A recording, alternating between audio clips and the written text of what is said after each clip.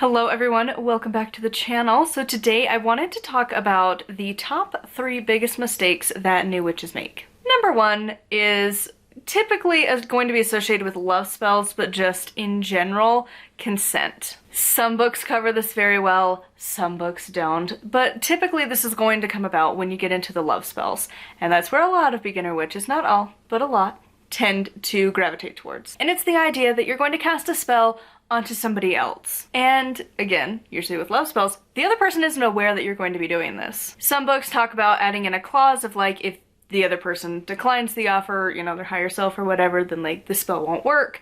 But a lot of them don't. And a lot of new witches are going to look at that and then just still take that information and just toss it out the window. And there are a lot of books that just take consent and just go, that doesn't apply, and just throw it away. I have noticed that the newer generations are getting a little more aware of this. Just like as a whole, Gen Z typically is more consent conscious versus some of the older generations in all aspects of life. So it would make sense that like Gen Z and soon to be Gen Alpha are going to be the ones who are a little more consent conscious.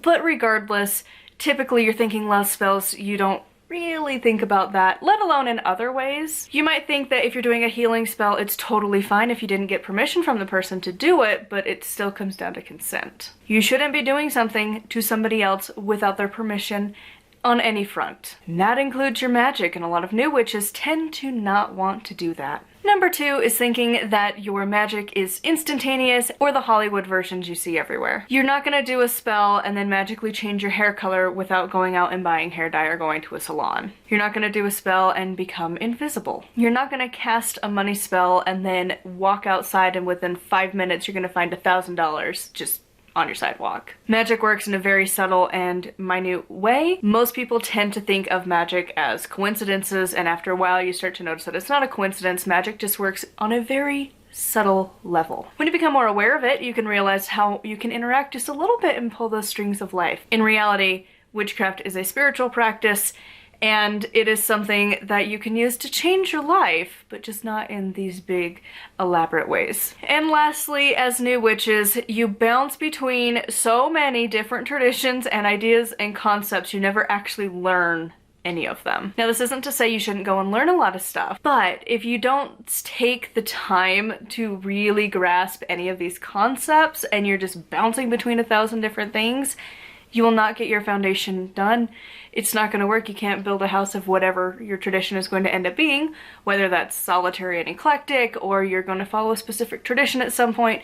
You want some basic foundation of what you're going to do and build up from there of all of the different little quirky things that's going to make up your specific path. And if you're bouncing between a bunch of different ideas, you're really not going to harness that. And this is people who one day are going to cast a circle, the next day they are going to invoke the Thor's hammer variation, then they're going to move on to learning the tarot, then they're going to get bored with that, they're going to learn herbs, and then crystals, and then they're going to work with a bunch of different deities, and then they're going to try working with the archetypes. Then they might want to get into candle making and candle spells. It's fine to bounce and learn these things, but if you're only spending a teensy bit of time, you're not really getting all that you can from these things.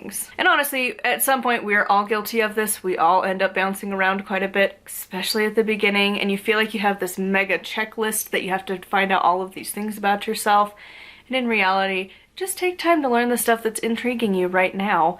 Learn it, have different books on the topic, and then start to study it, experience whatever it is, whether that's in a traditional coven setting or it's on your own and self-guided. But try not to bounce between so many different concepts at the very beginning. So this is a relatively short video, but I hope this has been helpful for you guys and gave you just some ideas if you're a beginner to try to hopefully avoid these pitfalls. If you have any video requests, let me know in the comments down below. I do post every single day, and I do have a Patreon if you want to support me over there, patreon.com/nightwillowcrafts. And until tomorrow, thank you so much for watching, and blessed be.